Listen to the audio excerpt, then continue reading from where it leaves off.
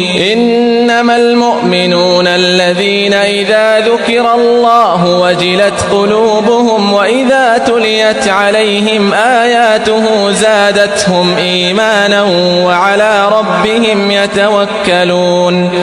الذين يقيمون الصلاة ومما رزقناهم ينفقون والذين لا يدعون مع الله إلها آخر ولا يقتلون النفس التي حرم الله إلا بالحق ولا يزنون ومن